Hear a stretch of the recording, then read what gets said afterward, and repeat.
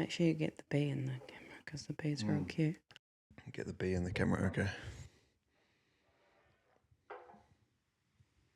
Can you see the bee in the camera? It's a Manchester bee, up Man United. No, I'm just kidding. I don't know if we'll leave That's that in. terrible. Yeah. Don't leave that in. That's our team. I don't know how to get comfortable on here. We'll promote them all when they're winning. Hello, Chloe. Hello.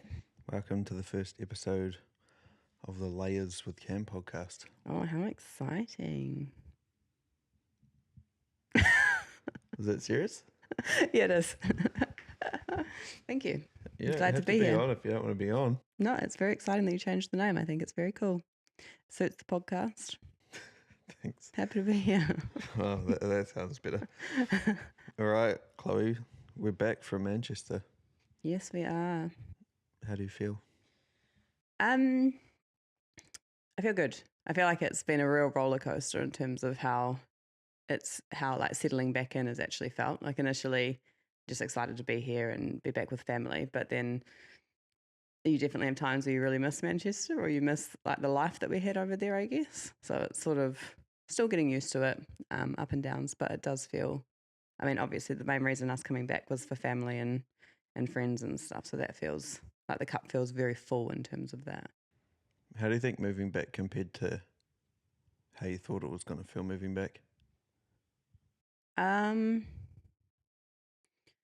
think it actually felt better than I anticipated. I think I was excited to come back because we had our reasons as to why, but I think I thought I was going to long for Manchester a lot more, or grieve Manchester, or like our life over there a lot more than maybe I did. I think settling back, well, it's because it's home, right? So you come back and you sort of just feel like you're back in a bit of a groove again. It feels like you just sort of slot into place. So you get back into a rhythm. And so I think it felt better than I thought. And obviously like seeing family and friends, that was all our why. So it felt good. But I think the delayed onset of missing Manchester was probably more of a surprise. I think initially I didn't like miss it as much. That's almost DOMS. Yeah, it's like DOMS, delayed onset Manchester, missing Manchester. Yeah, DOMS. But yeah, I think that surprised me more. I thought it would probably be more initially that I'd miss it more than, but it seems to be, because obviously we moved back to Auckland first and then came down to Wellington. So it sort of was like there was a lot going on and we were trying to figure things out, and we had a lot, like I was looking for a job, we were doing lots of different things. So I felt like you didn't really have time to think about anything too much. But now that we're more settled in Wellington, set up our little house and we feel a little bit more settled, that's where I feel like I miss it a bit more. Yeah. I wonder if it's like almost like the honeymoon kind of holiday sort of period when you first move back as well. Like we moved back in Feb and it's summertime, so we're like hanging out with friends and family and going to weddings and surprising lots of people and like caught up in that. And then the move obviously from Auckland to Wellington. It's like a lot of distractions up until almost the past like month or something like that. Yeah, I think that definitely is it. And it's also, we came in the tail end of summer, and so it was a bit warmer. And up in Auckland, it's always a little bit warmer, so it was a bit nicer in terms of we were out doing things. And whereas like coming back into like the winter, I think spring's been a lot worse though. Like I feel like winter wasn't actually that bad. Probably coming straight off the back of a Manchester winter meant that this winter didn't feel so bad, but I think maybe that's like a contributor, like the weather's not been 100%. Yeah, it has been average. Yeah, it's as if like the winter here didn't even hit. That's what it felt like. I think like we've talked about it, but I think it's like the darkness in the UK. I think because you have such limited daylight hours during the winter months, and then also obviously it's very, very cold. Whereas here you don't have such a huge discrepancy in the daylight hours, so it means that like you kind of don't notice it as much. I feel like that's the thing you notice the most is when you go into this like really dark period. Whereas like here, because we don't have that, like the weather can be average. But I didn't feel like it was that bad. No, it's only turned in springtime. Yeah, like we've got like a lot more rain and stuff in spring, but yeah, hasn't been that bad. Yeah, that's a bit of weather chat. Yeah, For you. It's raining today. maybe a high Yeah. of 12 degrees. Been raining for about 2 weeks. Yeah. How do you think you felt in yourself before moving to the UK versus coming back? Like, there's a lot of things, and when I was thinking about that question, quite a few things came to mind. And like, I think one big thing that happened over there was like losing your Instagram. Mm. It's funny that that feels like a long time ago now, and it's like it was so significant when it happened. Yeah. But now it feels so long ago. So, and obviously, like you travelled, made like lots of friends, made connections, like went to lots of different places, travelled with friends and family. Like, what do you think you wanted to do the business thing, and then you started a job. Like, how do you think you felt in yourself before you moved there versus how you feel coming back? I think I had a really big identity shift um, through like over my time in the UK. I think like a big part of my life was like my Instagram, competing and all that sort of stuff before moving. And then when I moved and lost my Instagram, I felt like a big part of me sort of shifted in that time. And it was a really hard thing to cope with because it felt like this was something that I'd done for 9 or 10 years, however long it was.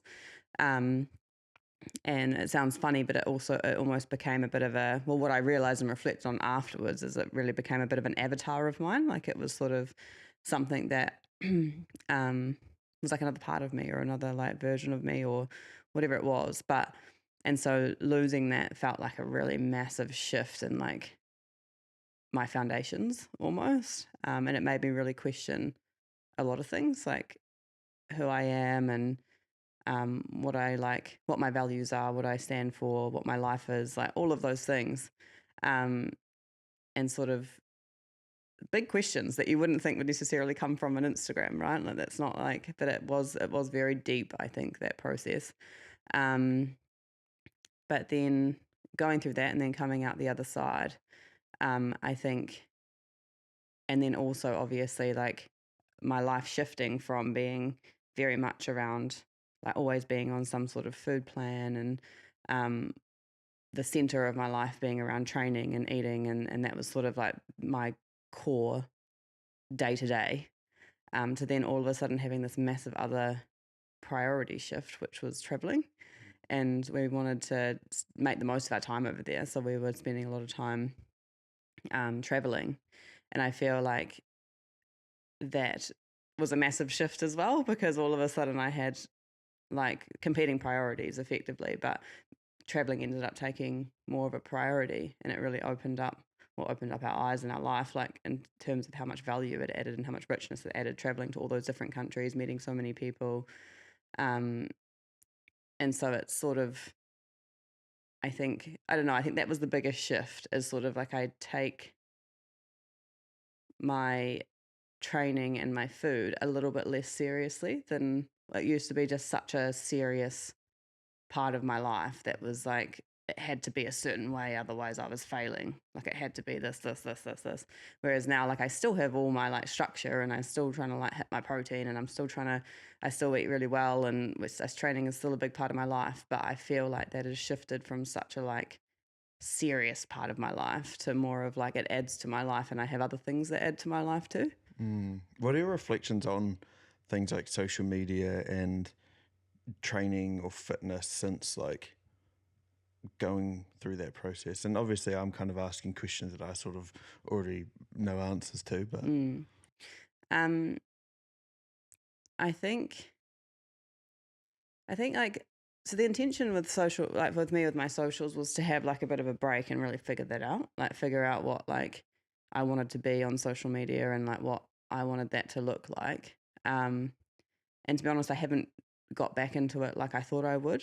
And it has been like a bit of a nice break because while we were over there, like talking about the travel and stuff like that, it felt like we were just living in the present. Like all the time, we were just sort of living in the present. And then when I lost my Instagram, it sort of forced me even more so to live in the present because I couldn't take a photo of something and then put it up. It was such a weird shift from like always taking photos and then not doing it. So I think that was like it's been a nice break, but in terms of what like I realized with social media is like you want to be as genuine as you can. You want to be as real as you can and sort of be who you are, because that's what people want to see. They don't want to see like an avatar or something that like isn't you. And so it's sort of sharing what your life looks like at that time, because it's relatable to a lot of different people.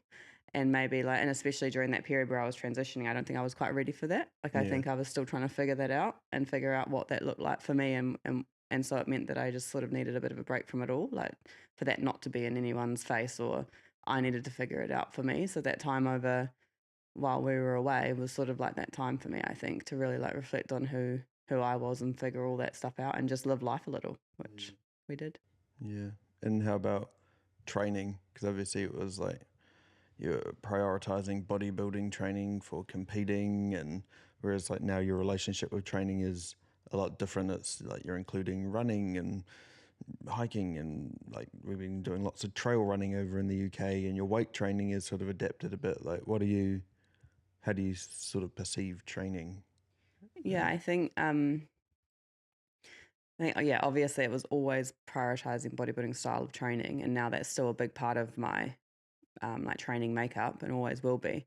But it's more about being functional and trying to learn like my body from a real functional element. So like improving my cardiovascular fitness and running and using my body more as like a machine. And it's been really, really interesting to sort of get back into that sort of zone of training, really enjoy it, and then feel your body just adapt. I think it's just such a cool feeling, like how fast our bodies will adapt to what pressure we sort of put on it. And sort of with cardiovascular fitness, I feel like it's something you can really notice.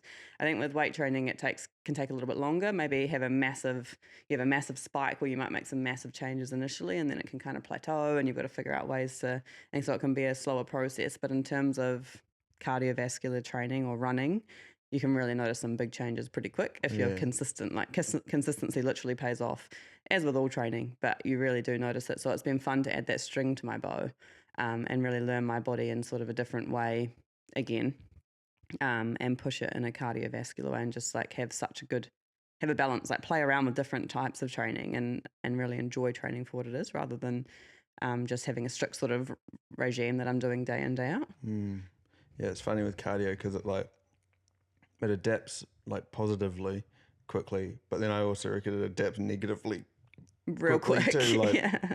you injure yourself and you can't run for a month or something, and then you go back and you used to be running 6-minute Ks and your heart rate was 140, and now you're running 6:15 Ks and your heart rate's 160.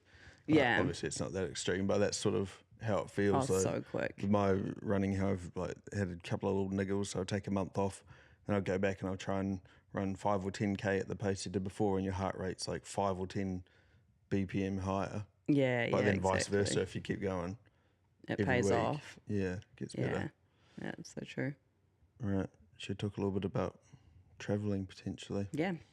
What do you think was your number one travel highlight out of that thing that surprised you the most out of all the things that we did traveling? Oh, that's such a hard one. I don't. Is it? Yeah, it's really hard. Can't really think what it would be.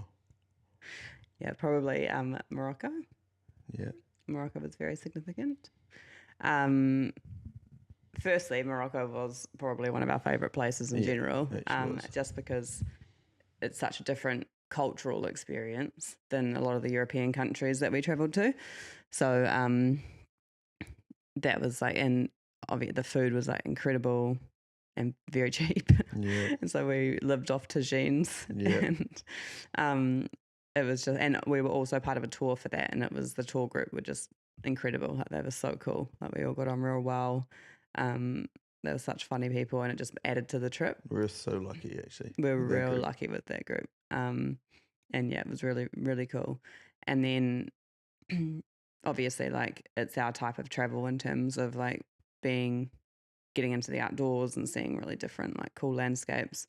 But then obviously the Sahara Desert was ridiculous. The Sahara Desert like blew us away. Hey, how like we were just driving on a road. Oh. Yeah.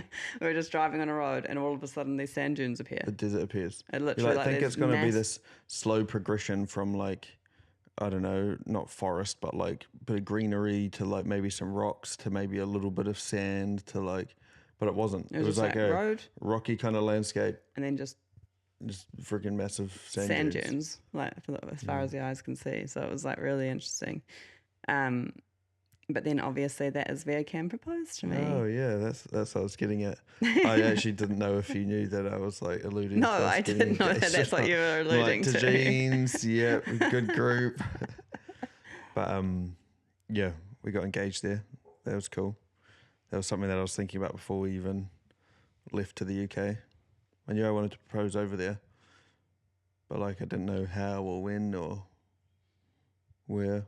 Originally, I wanted to do it in Italy with Jamie, Mm. but then like I didn't know that rings had to get made, and it took 4 weeks, and I wanted to get it 3 weeks beforehand.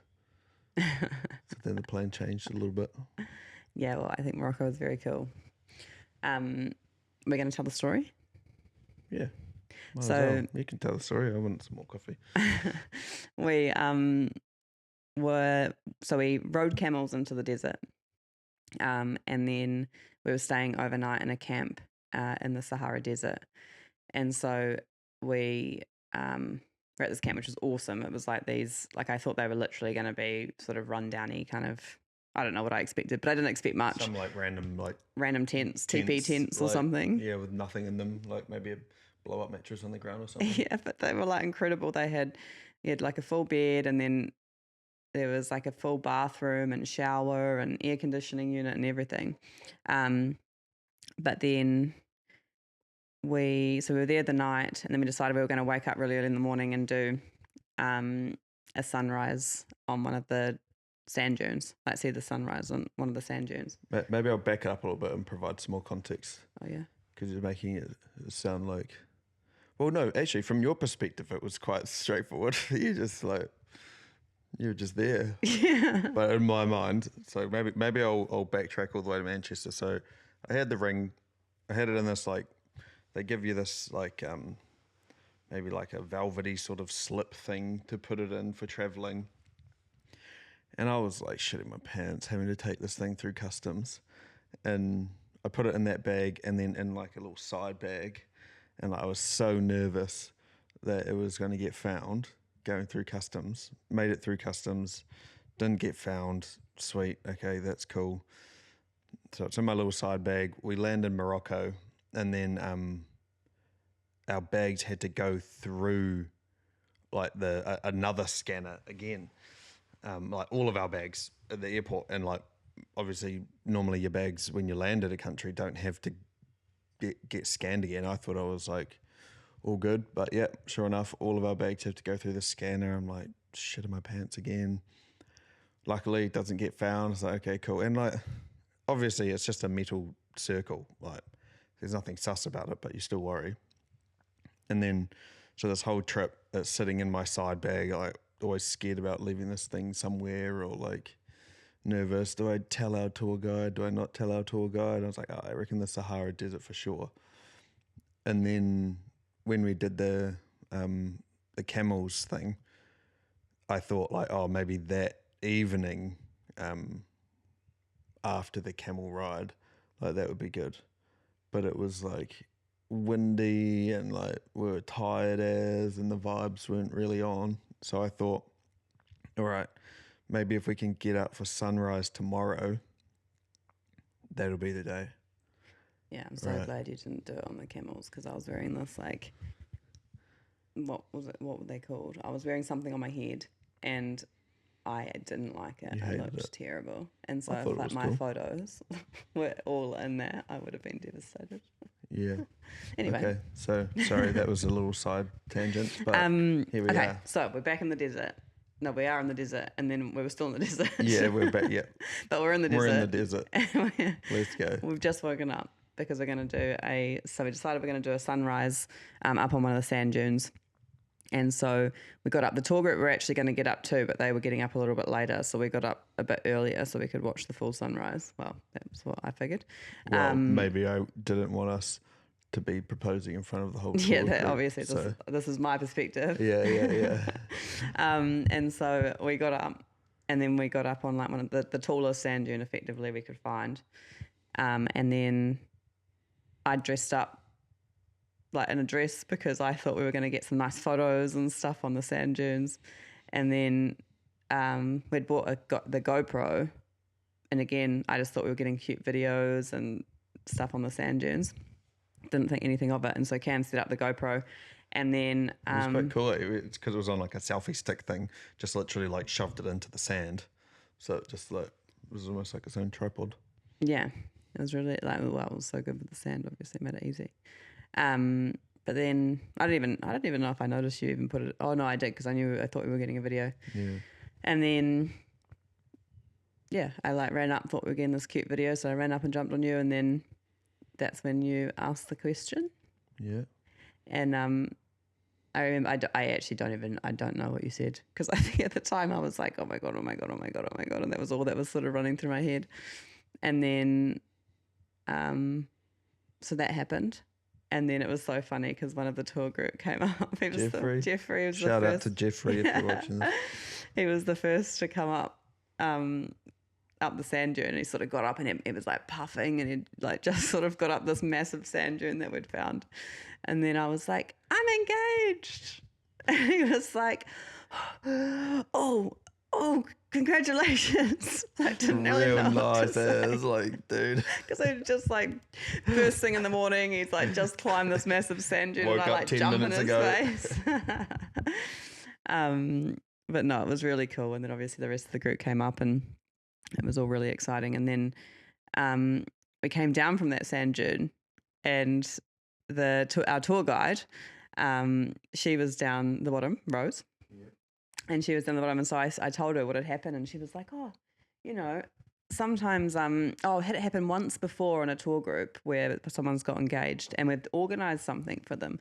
And I like jabbed Cam, like just joking, was like, oh, see, Cam, you should have done that, like joking, because that was like the way it happened was just so perfect for us. Like it was just us two, and it was like beautiful. But then she was like, oh, I'll organise something for you. And I'm here thinking like, oh, she might organise a bottle of wine or like something Dinner like or that. something, Yeah. yeah. And I was like, oh, that's nice. But sort of left it and didn't think anything else of it. Anyway, that day we were going out on 4-wheel drives, like over the sand dunes. And so we get to our 4-wheel drive, and Rose comes up to the car and she's like, okay, be ready at 5 p.m. because I've organised something for you. And then she was like, and just before she left, she was like, and you can't tell anyone you've been proposed to yet. Pretend you're not engaged. And I was like, and then she just left because we were taking off. And I was like, oh my God, Cam, I think you're going to have to do another fake proposal. Another fake proposal? I mean, a fake proposal. And then we went about our day. It was a full day. It was an amazing day. I think that's what added to the whole experience. You know, we'd had that in the morning. It was the most incredible day, like probably of my life, because we'd gone, like we did that, and then the day was just like so incredible. We did this full driving excursion, then we stopped at this small Berber village. Yeah, something that like oasis kind of. Oh, the thing, oasis, that garden. yeah, The Berber village. We went to the Berber village, and they like were this lovely nomad family, and they made us Berber tea, which was like a mint tea, eh? I think so, yeah. And then like made us some food, and the kids were there, and they were so cute. And then we went on to another like location where they had, was it Rose's family? It was Rose's family, right? So our guide's family, and they were all playing music and dancing, and so we all got up and we were dancing, and like it was so amazing, like in such a like cultural experience, which was incredible. Anyway, we come back, and at 5 p.m. it's free time for everyone, so everyone's just sort of going about doing what they want to do. And we arrive, and Nathan from our tour group is an avid photographer. He's a very good photographer.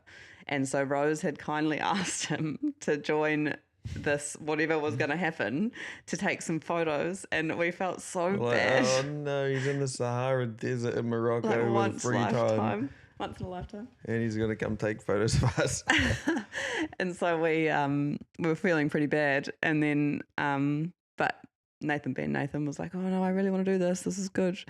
And then anyway, Rose turns up, and the guys from that like work at the camp, they turned up in a 4-wheel drive, and we all pile in, and then we go 4-wheel driving through the dunes, and then we arrive at this spot, and it was It was like insane. Like it was so stunning. With this like rug on the ground, the table, and They'd laid like a Moroccan rug and a table with pedals and a bottle of wine and these cushions on either side and flowers. It was very beautiful.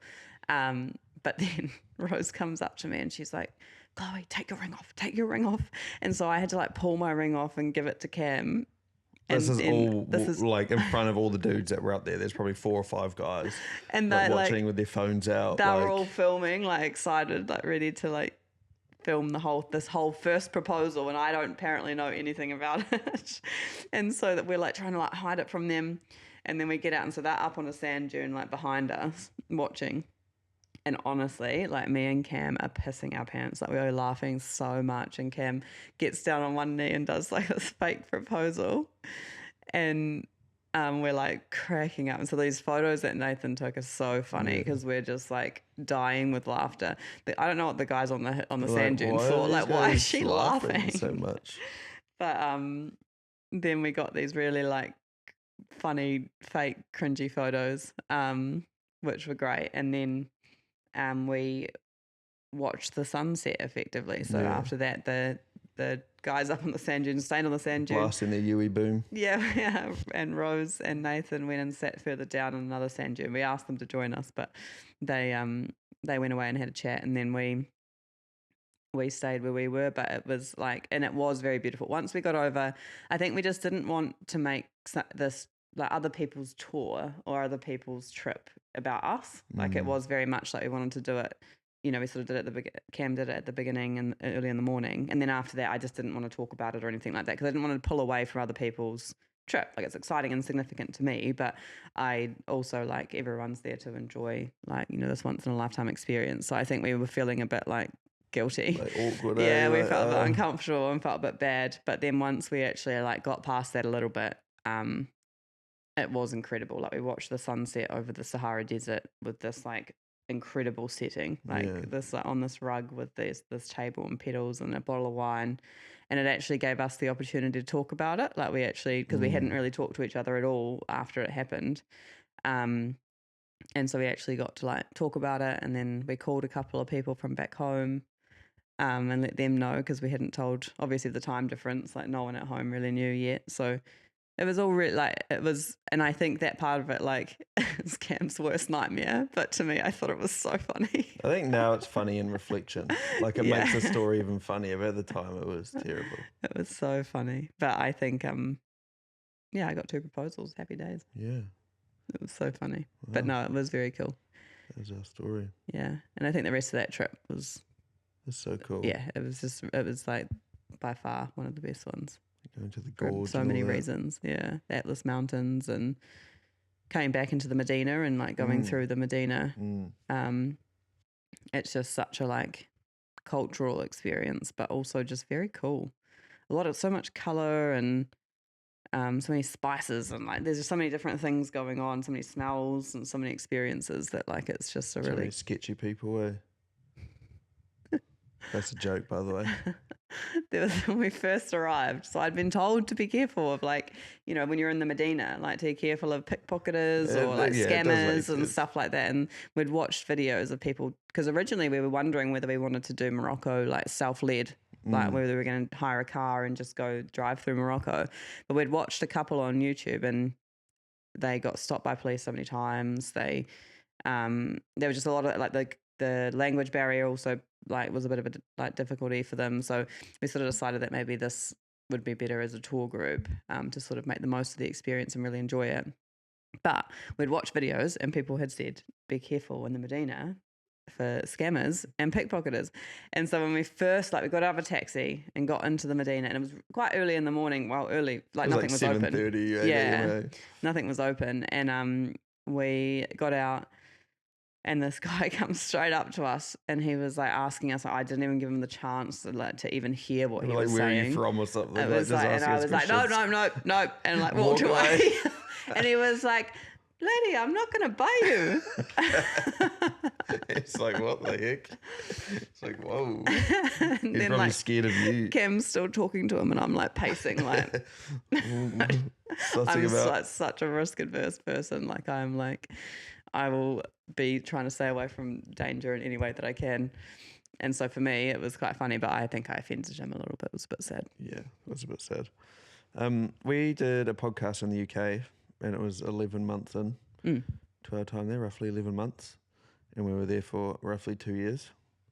How do you reckon that second year of us being in Manchester compared to the first year being in Manchester? Yeah, it was very different. I think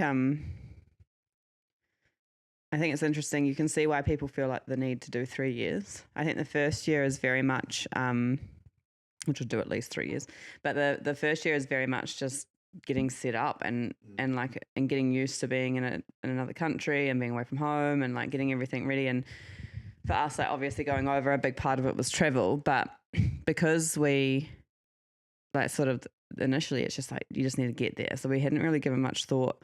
We definitely had a list of places we wanted to go to Yeah, we and had like a see. bucket We had an list, idea, yeah. but like it was very extensive and exhaustive because until you start traveling Europe, I don't think you can really, that's when you start to figure out what things you like, what things you don't like, or not like, but what things you'd rather spend What your and prioritize preferences your are, yeah. time like doing. And so that first year was very much, well, we were really lucky. We had so many people Yeah. coming over to Europe, and I The think first year was more based around like where are our friends and family going to be? yeah. So it was like, it just ended up being because I think it was COVID. It was kind of that sweet spot after COVID where like when COVID hit, everyone stopped traveling and then sort of things started opening up. But it was really like this last couple of years that people have started really like putting in big trips into Europe again. And so it sort of aligned with that. And we got to catch up with so many people. And so it ended up being that first year really was just where are people going to be? That's where we'll go. Yeah. So we didn't really go, oh, we really want to go to this place or we really want to go to that place. It was like, this person's going to be here. Okay, let's make it work. This person's going to be here, here, and here. Okay, we'll meet them here. Like it was sort of very much around other people rather than what did we want to see of everything else, which was like, I mean, we made such incredible memories and that was exactly how we wanted to prioritize it because it was like, it was so cool. We saw so many, how wild is it, how many people we saw on the other side of the world, like, and made the most incredible memories. Yeah, and going to so many places like that really helped us sort of, I suppose, have a better idea on where we wanted to go the following year. Yeah, when we like really started to choose places like intentionally. I think that's it. I think you have to sort of just go to places and go to those like hot spots that, you know, everyone talks about, like Paris, Amsterdam, like. And you have to, like, imagine not. Yeah, exactly. And then that's how you figure out, okay, like I like this, and this, but like I'd really like to see more of this. And so by the second year, we were like in a bit of a real rhythm in the UK, and in Manchester, we're obviously set up well. To be fair, we had to move. Our landlord decided to sell the property that we were in, so we ended up having to move apartments, and it was at the most stressful time because we had a whole month effectively of travel in July, and we were having to move out by August, but because we were going to be away all of July, we really needed to be out by July, and then into a new place. And in Manchester, it's very hard to find places to live. It's a real like popular, especially, it's just a really like apartments will get rented without people seeing the apartment because it's just so like the market's so hot. It's like a student city and young working professionals and like there's a lot of demand. And it's a growing city. Like a lot of people are moving there. And so it meant that like it's really hard. Like I'd be booking in for viewings and I wouldn't even get the chance to get to the viewing because it would be gone. Yeah, the place is already lit. Yeah. Sorry. And so we were just lucky with both apartments. Actually, this is how it happened, where we applied and it had already gone, but then the landlord wanted us instead of the other person. Yeah, boy. Which was a shame for the other person, but great for us. And so that happened this time. It was because the lady was, or the person that they'd tried to rent it to initially was actually self-employed and they'd prefer a working couple. So anyway, we ended up moving and we had to like pack up our whole apartment our whole life, move across the city. And then like clean the apartment, and work was just so busy at the time. Was stressful. And so I couldn't take time off work. It was so hectic. And so it was just a very stressful time, but it all worked out. And then we lived in the northern quarter after that, which was like a really cool part of the city. And we really loved our apartment and where we were. So it worked out really well. But, going back to what I was saying before I started talking about that, the second year, we, I feel like we were a lot more like zoned in at that point. Like we were like, okay, locked in. We were like, we know that we know how to travel. Yeah. We were like, we know that we really want to like prioritize our time of like where we want to go, and there are these places that we really want to see. So let's figure that out. And so we sort of made a bit more of a list. I remember at the beginning of the year, we were like, okay, let's like make a list of where we want to go, our non-negotiables, where we'd like to go. And if we can find time, let's do this too. But it was sort of, we were a lot more like focused on that. And so we kept reviewing that list and being like, and that would still change throughout the year too. Like the more places we went to, the more we'd be like, actually, we kind of saw that and that's kind of similar. Like that's fine. We don't need to go see that. Yeah. So we were a lot more, strategic with where we were going. But also it was funny, and this again comes down to us just being really lucky, is that we hadn't actually travelled on our own through Europe at all, because there were so many people we could see like while we were there. So it meant that we hadn't actually done a trip with just you and I. So I think our first one, just you and I, was Croatia. No, well, we did a few days in Naples. Oh, that's right. Before we met Jamie. Yeah. So we put some time in before, because again, it was that whole thing like, I don't know when we're going to actually do like a bit of a trip on our own. So we were meeting up with my cousin Jamie Lee. Shout out to Jamie. Yeah, that trip was way better, like those first few days before she arrived. Oh yeah. It was like really dampened when she turned up. But we spent those 3 days in Naples. But then like Croatia was the first trip that we actually Croatia and Montenegro was the first trip that we did, like actually just you and I. But yeah, we were way more like, we figured out through our like first year that the cities are cool, and I think they're very much like you want to see them, especially those like Paris and Amsterdam, and I mean those are the two that I keep going back to, but you know what I mean. And Amsterdam and Paris.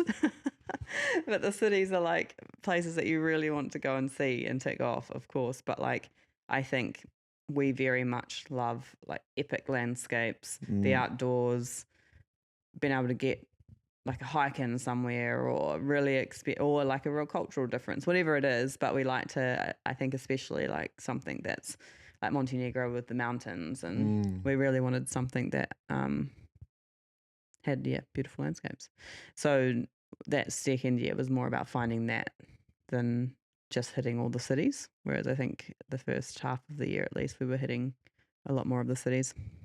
Yeah, and the cities like they started to sort of blend in, sort of like become one and the same. Yeah, I think like what I said to you was like, it feels a bit like Disneyland. I think the cities are so like made for tourists, curated, like, and they're very much made for tourists, and so they start to become very like, they don't feel real. Whereas like Morocco felt very real. Yeah. Like when you were there, you feel like if you were a local, this is how you would be experiencing life here.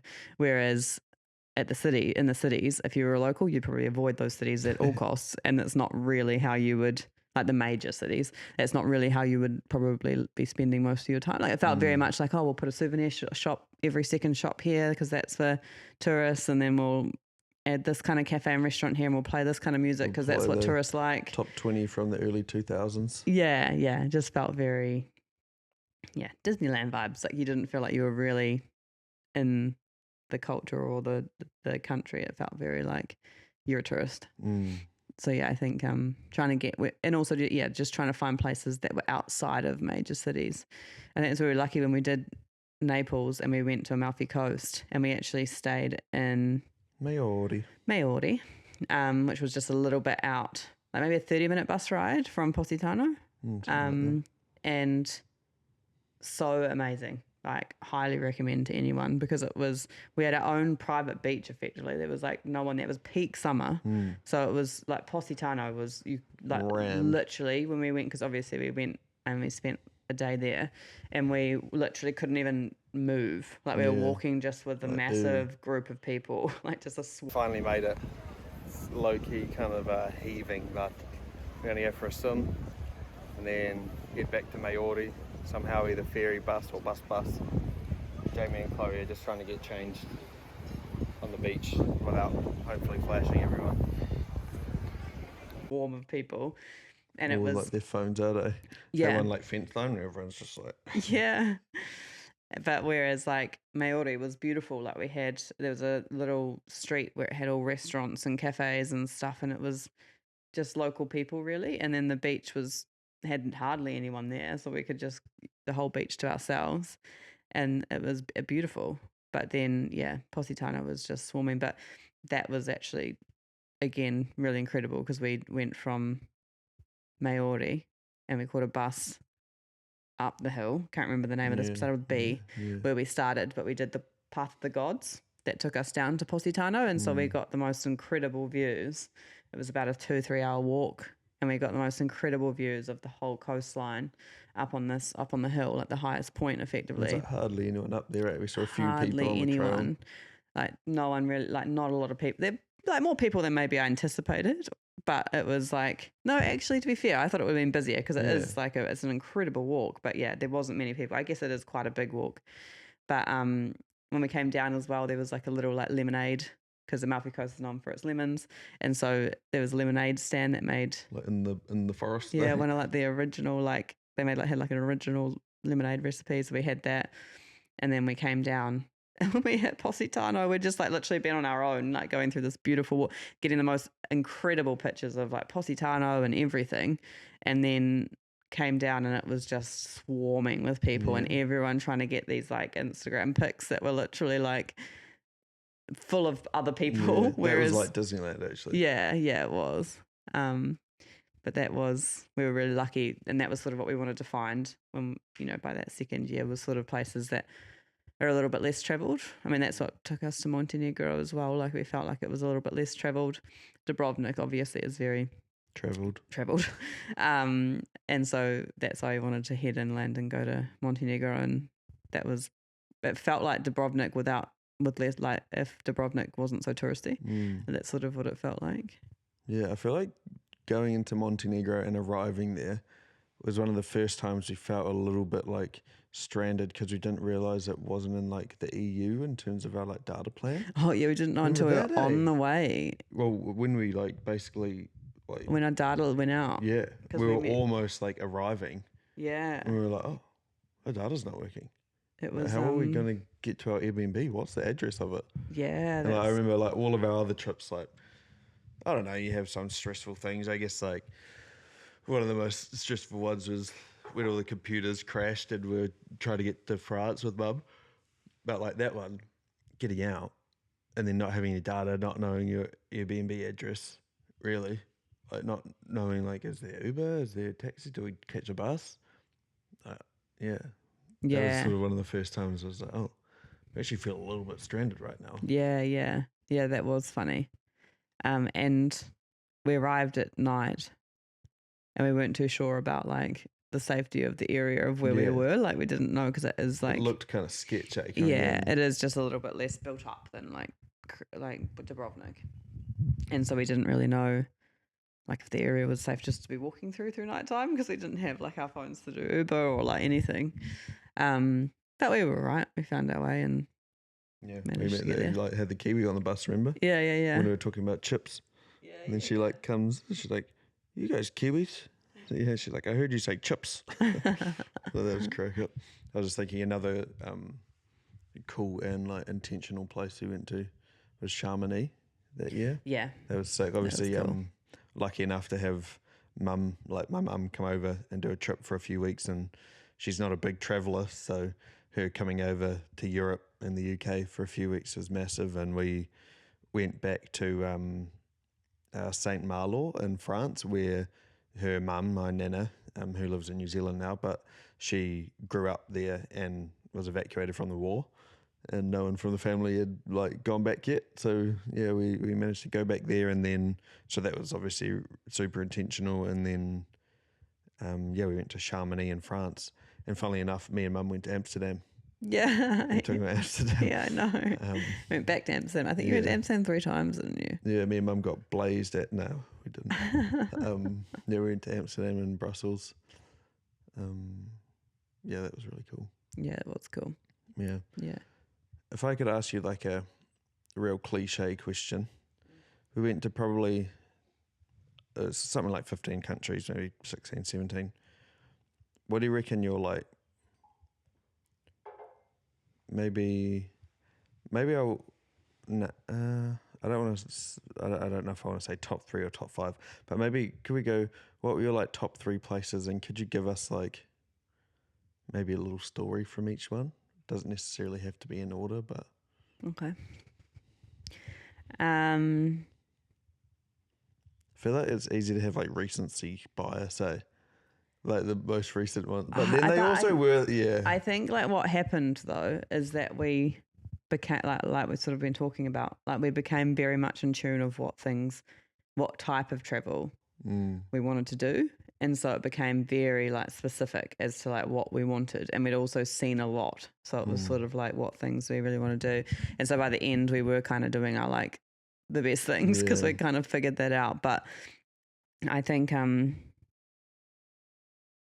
also, just as a side before I answer the question, the best thing to probably come out of the 2 years that we spent there, not the best thing, one of the best things in terms of travel that we get, like you can always say like, oh, there were so many other places we wanted to go see, but I don't think you can put that like a value on what we learnt about the type of travelers that we are. I don't think we could have ever learnt that coming from New Zealand and how hard it is to travel. Like it's very hard to, you have to spend a lot of time traveling, take a lot of leave and stuff. So it's not very easy just to like pop somewhere and sort of figure out what kind of traveler you are. But living over there, we got to really figure out what things we like and don't like, and could leave not that interested in, but things that really float our boat in terms of traveling.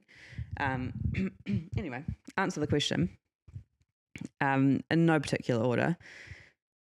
Well, obviously the last 2 trips are probably our favourite or our highlight. But Norway, I've already talked about Morocco, so I won't go into that. But Norway, Tromsø we went from the Sahara Desert straight up to, we stopped back in Manchester to repack our clothes because obviously we're going to a completely different climate. And then we went up to the top of Norway, which is Tromsø. And it was winter, right? Yeah, winter. And it was stunning, like so beautiful. And just being in a place, because it's the Arctic Circle, so just being in a place that has that much snow and like it's literally just a winter wonderland. But then the Norwegian houses are just these like picture perfect houses that look like a painting. Like they're all like pastel-y colours with like A-frame roofs, and they're just so cute. And so it just really was so beautiful. But then we obviously saw the Northern Lights, which were incredible. So we did Northern Light chasing one of the nights, and they were going to take us as far as Finland if we couldn't find them. So they sort of drive you around until you sort of find them. And we got really lucky because there was a bit of cloud cover. So Tromsø is basically one of the best places in the world to see the Northern Lights, because the band where they are runs directly above Tromsø. And so as long as you've got a clear night and there's solar activity, you'll see them. And because there's so much solar activity happening at the moment over the last couple of years and solar flares, that it's pretty likely that you'll see them as long as it's a clear night. So we did have a bit of cloud cover, but every break that we sort of got in the cloud, we would see the Northern Lights. And so we got to see them about 3 times, I think, on our drive. And the last time was incredible because we fully saw, so there was we learned that there were different types of like a viewing of the Northern Lights. So you had the glow, which was effectively, you just see the sky like kind of glowing a certain colour. And then you see the lines, like the straight lines. But the best is when they're dancing, like you actually see them dancing. And then even better than that is when they flare and it's green and like a reddish, purplyish colour. Yeah. And so we saw the line, we could see a bit of a glow, and then we saw the line at one point. Then we saw them dancing over us. We'd stopped in a fjord and had dinner around a campfire, like brazier campfire over like a lake, which is pretty much a frozen lake with this beautiful like mountain, like snow covered mountain. It was insane. And then they were dancing above our heads. So it was the most like surreal experience. And then we were driving back. This is at like, I don't even know, like 1 a.m., 12. Yeah. And there was one more chance, like someone had radioed in and said that there were some northern lights. So they drove off into this like clearing area. And overhead they were dancing and they like flared off with like red That was insane. and like green, and it was just insane. Like I it was the feeling most so beautiful cooked, thing. like, I you're didn't sort want to in get this out of the van, bus. You got like your jacket and your pants on, and like you're kind of too hot and you're real tired. And I was like, oh, I just want to go home now or back to Airbnb now. They're like, oh, there's one more spot. There's one more spot. And like, oh, gotta like get my jacket on and get back out into like negative 10 degrees or something, and then you do it, and you're like, wow, it is. like, this is what we were here for. Like we paid to do this thing, and it's like the most like pinch me moment. Like it's so incredible. It's like I don't know. It just feels so like almost spiritual seeing something like that. Like it's so incredible.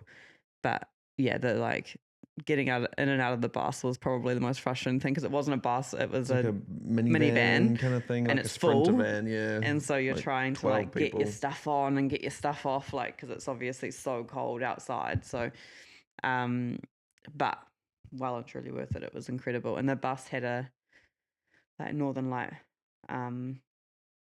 video camera on it as well, so while you were driving you could like face the sky obviously, so you could see whether there were any northern lights above you. But yeah, that was incredible. And then we also went dog sledding through the fjords in Norway, and that was very cool. That was very, very cool. And so you had your own sled, well, Cam and I had our own sled, and so one of us would sit in the sled, the other one would be driving, and we'd swap So it's like quite surprising that you were actually allowed to drive it yourself. Eh? I know. Like when we were booking it, I'm like, self-driving. Like what, you have a pack of dogs and you get to drive them around? And at one point our dogs went off the wrong way. Yeah. Oh yeah, like, that's right. And then like he had to call them to come back. But I mean, you're just in like basically a like snowy field, so like it's fine. But it was very, very cool. And the dogs were very cute. So it was like a full day almost. Like we did that, and then we spent time with the dogs, and we had traditional fish soup. Yeah. And like the dogs were so cute. I don't know. I kind of expected maybe they'd be a bit more like standoffish or something. Yeah, like working dogs, but because they're so socialized and do this all the time. Like every day. They just love the pet. They're just like a domesticated dog. They're so cute. And they that was really interesting learning about their like the dog races and stuff that they do, like all of the guys that work like there. 500 Ks, 800 Ks, 1,000 Ks across the Arctic. And everything that's involved in that, like how you've got to keep the dogs, like you got to keep them, making sure they're having enough sleep and food and like all that sort of stuff. So it's really interesting. So yeah, I think that was a very, very cool experience. Then I think another one was probably our time in Bavaria. Yeah, that was sick. I think that was very cool. We did a road trip for Christmas. So we went to Munich for Christmas. So started in the south of Germany. And then we hired a car and we drove around Bavaria, like the south of Germany, and then drove up into like the middle of Germany to a place called Rothenburg, and then across to Nuremberg, and then back down. So we started it in Munich for Christmas, and it was quite funny. We knew we were flying out on Christmas Eve, so we knew that we were going to miss out on most of the festivities and stuff because it's Christmas, but we were trying to make the end, which we did. We made the tail end of the Christmas markets in Munich, which were very cool. And then the next day it was Christmas, and like I knew things would be closed, but I didn't know if we quite anticipated the fact that like everything was closed. So it meant that we really like, I think I'd booked us in for dinner, for Christmas dinner somewhere. So we'd had booked like a us in pub or something. No, traditional like Bavarian beer hall. Yeah, that was sick. Which was very cool. So I'd booked us in for dinner, but I figured that we'd find somewhere throughout the day to eat, and literally we ended up at McDonald's. It was the cool, only though, thing that was because, open. Like they got like the old school McDonald's, like no self-service ordering, like burgers still in Yeah. the warmers, like And it was the old menu. Like even Yeah. the menu wasn't like it wasn't Nah. a screen or anything like that. It was like the old Yeah. they'd put up bits like of a paper kind of menu. throwback to like the early 2000s or something, eh? Yeah, it was cool. But yeah, so Christmas lunch we had McDonald's. Yeah, Christmas lunch was at McDonald's. It was very romantic. Yeah, we were just laughing. We were shared like a Coke Zero thinking together. about Christmas back home, you know, where it's all about family and being around family and stuff. And it's like me and Cam sitting in Macca's. It was so funny, but it was cool though. It was so funny. And then we kind of just wandered around. It was very cool. We like wandered around Munich, and obviously because everyone's, you know, not many people are out, it was just a cool way to see the city, because Yeah, it was wasn't so till quiet. we got back from our road trip around Bavaria that we realized what Munich normally looks like, which was heaving. Like it was so hectic, whereas it was really quiet. And so then we went for a walk, and that was when because I got very obsessed with mulled wine, like especially like Mulled wintry, wine, really wintertime, cold. yeah, And slaps. obviously mulled wine or glühwein is very Glühwein.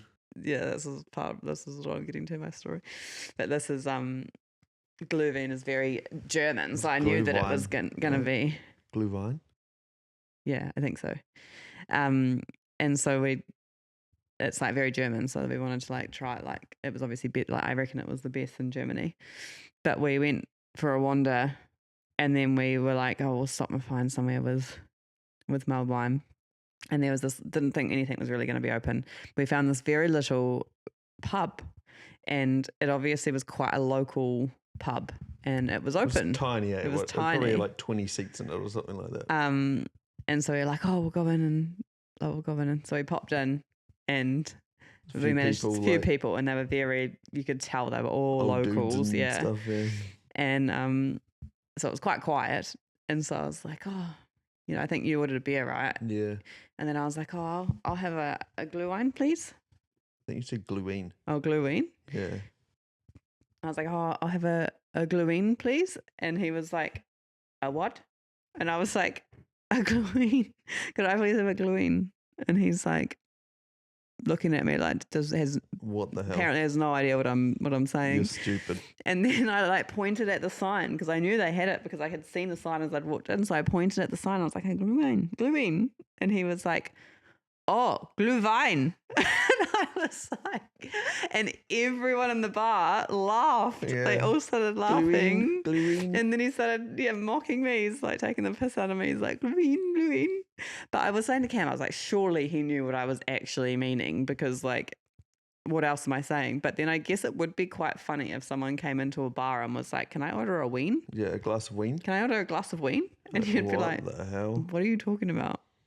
Yes. So yeah, it was quite funny. Glühwein. But then that was quite a nice glühwein. But yeah, then we went about our day, and we had a dinner at a traditional beer hall. That was sick. Which was really cool. They were all like dressed up in their, I can't remember what they're called. The German Lederhosens. We had schnitzel. Nah, that wasn't the schnitty. No, that wasn't the We had schnitzel. the schnitty when we got back. We had sauce, like a different sausage, bratwurst kind of sausage, and I can't remember what else. Oh, and like a roast dinner of some description. Yeah, and we shared a few different things. Yeah. Oh, and we had apple strudel. Yeah, that was sick. And a Stein. Yeah, which I don't really drink beer, so it was like I don't even know if I finished it. Again, but yeah, the big Stein. I don't think. Did you get a Stein? I think I got a half one. Yeah, a little baby one. Yeah, but I don't even think I finished that. I don't know how you drink that much beer. But yeah, so that was anyway. That was Munich. But then the drive through Bavaria was stunning. So after that, we hired the car, and it was very funny getting used to driving.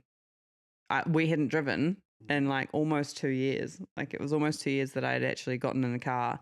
But then obviously you're on the other side of the road. But also something I hadn't considered, because every car pretty much that you hire default in Europe is going to be a manual. They usually have manuals more than they'll have automatic. Whereas New Zealand, you would hire a car and your default get an auto, and you probably choose if you wanted a manual almost. I don't even know if they'd offer them. Yeah.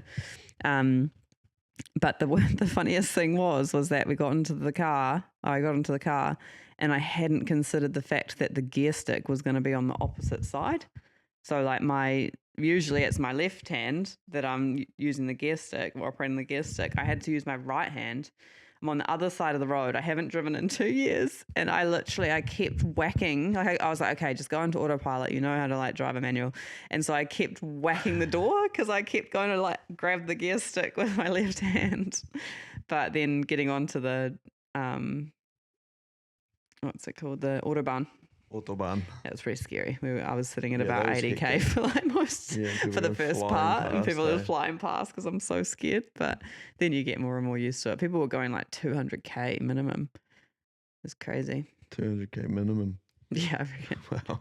I think that's a bit of an exaggeration. They got like 350 minimum. It's like freaking F1 cars. Max Verstappen just. Zoom. I'm pretty sure I saw him. But yeah, no, that was like very cool. We went to a frozen lake and sit on the frozen lake that was icy. No. It was very icy. It was real icy. Empty lake. Yeah. Empty lake. It was also icy. And the mountain was, I forget now. Starts with Z. Zugspitz. Zugspitz. Yeah. And so we were going to go up the mountain and go snowboarding actually, but by the time we got there, it was just a bit late, and it was going to be, It's like massive lines too when you got there. Yeah, if we were staying by hike Zugspitz, it would have been fine, but our accommodation was still further out, and obviously the daylight hours weren't very long, so we didn't want to be driving, and they were quite rural roads around that area. Rural roads. So we didn't want to be driving at night. But anyway, then we drove up to Rothenburg, which is where supposedly Pinocchio's house is, but that's very contested because apparently it was actually based in Italy, and Pinocchio was born out of Italy. But yeah, I just wonder if it's going to make us like real overexposed. Do you want to shut that curtain a little bit? I remember when me and Aiden did a podcast and it got like sunny throughout the episode. Oh, yeah. And by the end of the episode, we were like, yeah, ghosts. Don't know, just scooch across a little bit. So you're a bit, yeah. Yeah, that was sick. But yeah, then we went up to Rothenburg, saw Pinocchio's house. I don't think it's actually Pinocchio's house. He wasn't in anyway. He wasn't home, yeah. Neither was Geppetto. Yeah. But it was very cute. I mean, the whole village looks like Pinocchio's village. It's very cute. It's like all colourful houses, and it's like magical walking through. But I think the coolest thing that we reflected on about that afterwards was it didn't feel fake. It felt very much like lived in it. Yeah, it felt like that's exactly how it was. It didn't feel like, they'd just bring tourists. You know, when they do, they refurbish maybe what it did look like, but it feels very fake and it's a facade or something. Yeah, it doesn't feel real. Whereas it actually felt very real. It was really cool, and massive. Yeah, like way bigger than I expected. And he keeps a cute little stores. Like we went into the cuckoo clock store, and Cam got told off for taking photos. That was a Christmas decoration store. There were cuckoo's clocks at the back. Oh, okay. I think I would probably refer to it as the Christmas decoration store. I was taking videos of all the Christmas decorations for Mum. Mum loves a good Christmas decoration. Why not? And yeah, they're all handmade. They're very cool. No photos. No photos. Yeah, you got told off. Oh, all right. I'm going to keep that one though. I'm not deleting it. And then went to Nuremberg. Did a bit of World War II history. Some pretty cool stuff for World War II history. And then came back down to Munich, where it was a lot busier than when we left. But yeah, I think that was a real highlight. I'm only 2 down, but I think third is probably going to be Chamonix, off the top of my head. I'm sure there's something else I've missed. Oh, yeah, okay. Yeah, I knew there's something else I've missed. I don't know. It's a hard one. I think because it was our first one, I think it still stands out a lot. I think Cyprus was really significant. I think it was our first trip, but the Mediterranean Ocean, and it was just so beautiful, and we just spent days swimming and at the beach, and it was so beautiful and just floating in the ocean because it's so salty that you just literally are so buoyant. You just float. The culture there was so amazing. Like you'd go out to dinner, and dinner is like starts at like 8 p.m. Yeah. And like the whole like community, like your little villages that people have restaurants in, like the whole community will come out and have dinner together, and they spend hours like talking 11 p.m. or something. Yeah, and having dinner. Like it's a real experience. It's not just like go and eat and leave. It's sort of more of like you sit there for hours and spend time with people. And yeah, because it's so hot through the day, they eat into the night. Like they stay up later. So it was like a really cool experience, and yeah, all the different little like quaint villages and stuff like that. It was very cool. Chamonix was insane though. But yeah, I think Chamonix was a highlight because it was just incredible. Like obviously Mont Blanc and being at the base of Mont Blanc. But then, so we went with Cam's mum, as he said, but we went for a walk. We wanted to find a walk. We wanted something that wasn't too ridiculously challenging. Yeah. And so we found this walk that was like a valley walk, and I was like, oh, I hope it will be all right. But it was a walk from where we were staying, which is Les Ouches, into Chamonix town. So we wanted to go into town anyway. So I was like, oh, this will work out well. But it was just a flat valley walk, and I was like, oh, hopefully we still see some stuff. It looked like it had really good ratings because we use all trails for our walks.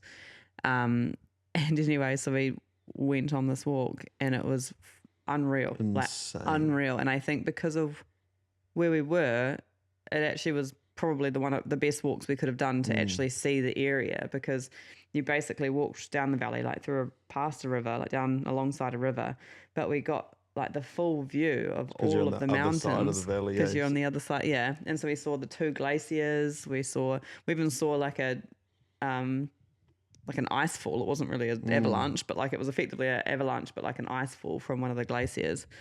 But yeah, and then obviously just getting that full mountain view all the way, and the weather was incredible. And we got it was just insane. It was so cool. But then Chamonix town is so cute, and like a little like alpine town. Everyone's got like a rope and an ice axe or something like that walking around. Literally. And then we saw so many people climbing, like while we were doing that walk. We saw people climbing up the outdoor climbing wall. Yeah. But then also like because I learnt French when I was at school, and while we were over there, I was like doing my Duolingo, learning my French and trying to upskill my French.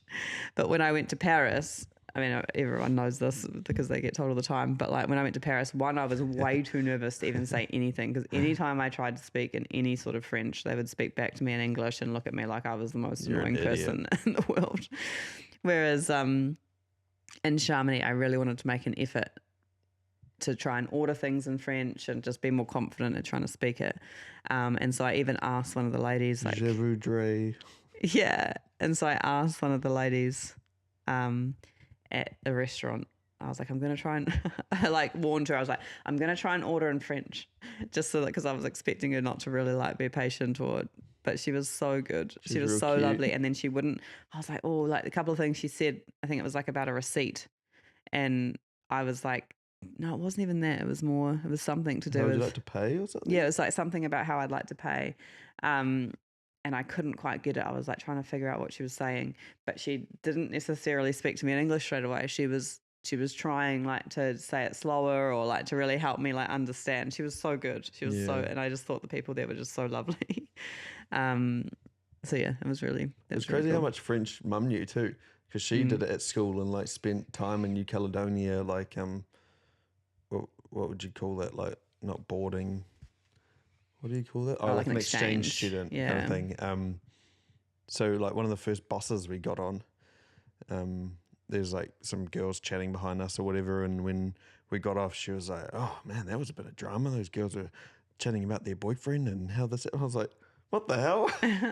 You haven't gone to France for 30 years or something. Like, how do you remember all that?" But I think that was so quite funny. Cool for her too. Yeah. But I was just thinking, we've spent most of this time hardly not even talking about Manchester at all. What were some like particular highlights from Manchester? Because we both really enjoyed it. Yeah. And we didn't know too much about it. Like we were going to do the classic go to London thing, and then it was work. Like my work, we're like, oh, we're opening a new office in Manchester. Would you want to go? So we spoke to friends and family who had lived there, and everyone had like really positive things to say about it. So we just sent it and went. But like, what were some highlights and maybe even like unexpected things from your time in like Manchester itself? Yeah, I loved Manchester, or we loved Manchester. I think like we've reflected on the fact that we feel so lucky that we ended up there because, yeah, like you say, we probably would have done the London thing. And to be fair, that would have been awesome too. So Yeah. it doesn't, but I think we feel like it really was something that suited us.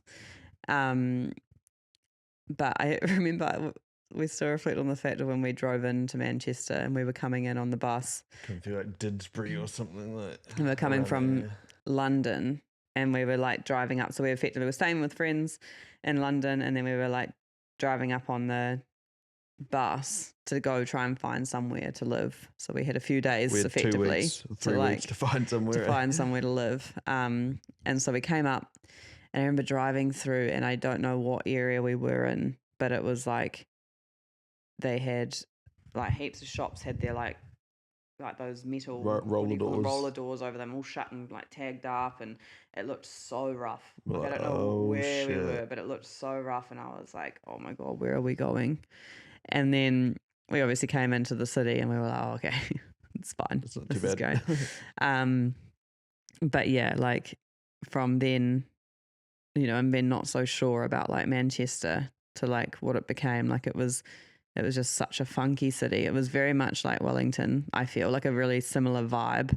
It was small. You could walk across from what is small. No, it was like it's not existent, but you can walk one side of Manchester to the other in about 40, 50 minutes. So the city itself is small, which was like really nice. Like it was really cool. You know, you could like really get around livable. really easy. Yeah. Didn't like even miss having a car or anything like that. No. But you didn't have to catch a tube or a bus or anything to get anywhere. Didn't spend any money on transport because we just walked everywhere. But yeah, no, it was such a funky city. There was always stuff like on and to do, but also just the people were so cool. Like the Northerners were just so lovely, like so welcoming, always up for a chat and a yarn. And so I think Manchester, and then just being so close to the Peaks District and the Lakes District, and obviously we made the most of that and we went out to North Wales at one point with Kyle, my brother, and so we really like maximised the fact that we were so in Edinburgh. Yeah, we were just so close to the north, which has so many outdoor, like just so much outdoor like stuff to do, which was so cool. District. Yeah, so we really made the most of that. So I think it really suited us in that respect. And we like in the weekends would get out and go for trail runs in the Peaks District or head up to the lakes and even like the friends you made, like Bella and Hamza and they just like really made it. Everyone at work was so nice. Like made so many good friends there. Yeah, I think it's just like the north. Yeah, exactly. I think it was just. We look on it so fondly and we appreciate it so much. Like it's not like it made it hard to leave, and it's sort of that whole saying of like, how lucky are we to have something that makes saying goodbye so hard? And that was what it was, you know, like it really, we didn't leave and think, oh, I can't wait to get out of here. It was sort of, we left with a bit of a heavy heart, but it was real sad, eh? Like that morning because we had an afternoon flight. So in the morning we were dropping our keys off, like our apartment keys, and then we like went into New Islington and got our last coffee because that became like our little coffee hangout around the like little canals and stuff there. And like, man, this is actually sad. But like, I thought maybe, I was going to say maybe I thought we'd feel like way more excited to come back. And there was an element of excitement, especially I guess because we were surprising people, but like it was actually just like sad, like leaving the city and like doing that farewell drinks, like everyone at work. It was so nice. Like we went out for drinks and like saying goodbye to people there, like saying bye to Hamza and bye to everyone else there. It's like, wow, this is actually like sad. Yeah, it was. And like I just remember that week or even just leading up to it, I think there was just so much to do. There's so much to organise, you know, like trying to get rid of everything in our apartment. And I was just like thinking about, and then obviously we were traveling, so I was trying to like make sure all that trip was organized, and then there was enough of our like stuff packed up before we left so that when we came back, we weren't coming back to heaps of stuff to do. But that I felt very numb to it all. And I was like, I wonder when this is going to hit me, because I know this is happening. I feel very sad about it, but I feel like it's a bit of a dream. Like I'm not really like, it's not happening. And I remember us on that final day dropping the keys off for our apartment, and we'd asked the concierge to hold our bags. Yeah. And so we like walked down to drop the keys off, and we're walking like through the city and like looking at everything, because it was literally our final walk through Manchester. Like taking photos in the northern quarter and stuff again. Like it's like crazy feeling to think this has been our home, and like something that it's just our day to day. Like we walk past it all the time, to literally like, we're not gonna, when are we next gonna see this place? Like yes, we would love to obviously go back sometime, but it's probably not going to be any time in the very near future. But we were like walking through, and I just remember starting to feel a bit like, whoa, this is insane. Like it felt very heavy. And then I came back to the concierge to grab our bags, and I just like lost it. I just completely lost it. I just like, and it was just came out of nowhere. Like I just all of a sudden just started bawling, and I like felt like I couldn't breathe, and I was just like so. We didn't really know that concierge much either. He's sort of like a little bit awkward. Doesn't really like. I was like literally bawling, and I was like, "Thank you so much." Just ignore me. He's like, I don't even know your name, lady. And so it was so funny. And then we banged into one of our like friends' partners, and it was Lee's partner. Oh, that's right. And we banged into her, and I'd only just met her like a couple of days before, because I gave them our frying pans because we were leaving, and they'd just moved in, and they needed, which is a whole crazy story, but they needed fry pans. So I just met her when I dropped them off, and then literally like saw her, and she was saying hi, and I'm like bawling my eyes out. But I think it was just like, at that point was when it felt real. Like we were obviously about to head to the airport, and it was all over really. Like it was like, this is it. Like we're now going. It's so weird because like as soon as you get there, because you're on like this 2-year visa or 3-year visa, you know it's going to end. And like, you know, like I just remember thinking so frequently, I know this is going to be a memory at some point. Like you just know that it is. Yeah. And then like for it to finally come to an end and then like be a memory now, it's so strange. I think like, because I know going over, like it was like, who knows what's going to happen sort of thing, like in terms of the length of time that we'd be there and stuff like that. But I think especially once we'd locked in and just, you know, knew that we were coming back, that was just like, it was such that period was so, it felt so strange because you were constantly thinking about it. Like you're constantly like, oh, this might be my last time doing this, or my last time doing that, or like, what do I want to do with this time while I'm here? Like, do I say no to that, or do I just try and fill in as much as I can? Like, it's just so interesting, that like feeling of a finite date. And especially, I don't know, like you have, I don't know, for such a big significant part of your life, it was just really interesting to know that chapter was coming to an end. The catch-22 is that the finite date is what makes you make the most of it. Hey, like if you didn't, oh, we'll travel at some point. Our family will like, they'll be like, oh, I'll come over at some point. Or we'll go there at some point. Yeah. So like now that we're here, like, oh yeah, we'll go back down to the South Island again at some point. Like it just doesn't really happen. But where it's like, okay, you have like 100 weeks there. How are you gonna like fill those 100 weeks? Yeah, and that's something that we wanted to bring back with us, right? Like it was something that we wanted to like have that mindset still of like, just do the thing. Yeah. You know, like I think one thing that we reflected on from going over there and then like coming back, something that we just keep talking about is like, life happens no matter what. Like time will keep going on. So time's gonna go by. Time's gonna go by. So like, what are you gonna do with that time? Actually make it intentional, because otherwise, because this last 2 years, like us spending that time over there, we could have easily still been here and not have done the things that we had done, and still wish that maybe we want to live overseas one day, or like we want to go experience the world, or we want to go do XYZ, or maybe we would have done something different. But it's sort of like what usually happens, because like when we left, everyone, like obviously saying goodbye to everyone was really hard, and everyone was like, you know, because it feels such a long length of time, And I was like, literally, I'll be back here one day and you'll be like, how has that time gone? You know, like where did that time go? And that's exactly like what happened. Yeah. That felt like a blink for people, Like you back know? at your parents' house, because I think you said that to your mum. Yeah. And she's like, I remember you saying that. And I was like, it just feels like a blink to people when you're in your usual routine. But I think one thing as well that we figured out was like life goes really, really quick when you don't fill it up with things that are really memorable.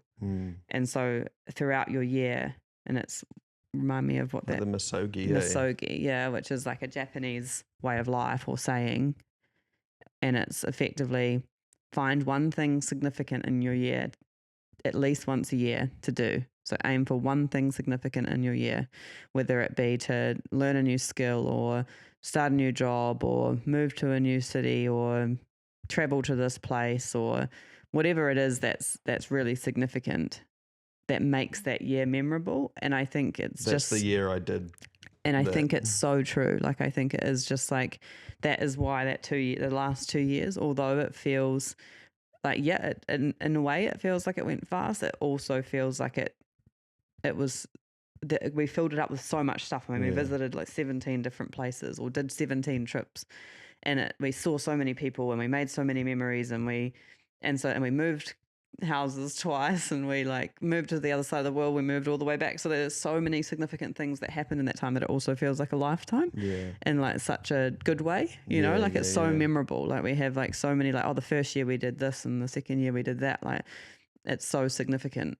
Whereas I think like when you get into a day-to-day rhythm, it's really easy for the years to merge because it's like, oh, and that sort of happened over COVID.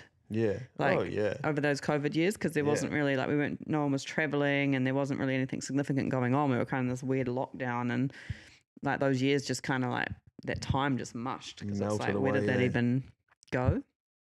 So I think that's something that like we said before we left around like the time will happen anyway. So let's just go do something with it. Yeah. And then now it's like, that only like cements that, like for us, where it's like, now you got to make the most of your time. And I think one of the guys that spoke about misogi was, he also said what he does is, his name Jesse Itzler or something, eh? Yeah, I think so. He describes it. And he's really well. Yeah. But he also says that throughout his year, like every quarter, he does a trip of some sort. Like it doesn't have to be a big trip. It might just be like camping somewhere or doing something, so that each quarter there's something memorable that he's sort of doing. Yeah. And it's like, could be just up the road going for a camp or going for a hike or whatever it is, but it's something like significant to make the most of his time and like have it live an intentional and memorable life. Yeah, which like I think is quite cool. Well said, Chloe. I think that brings us to a wrap, I reckon. We need to go train some legs now. Cool. Maybe we just go get coffee instead. Coffee and legs. No, I'm kidding. But no, thank you for that. Thank you for having me. That's a good little insight. Yeah. And thanks for checking out the first episode of the Layers with Cam podcast. Starting to get clean at Layers podcast. Maybe that sounds better. Yeah. I don't know. But yeah, it's not Lifting Life anymore. Layers. Thank you. Thank you. Au revoir. Oh, au revoir, merci, mademoiselle. Ciao, Bella.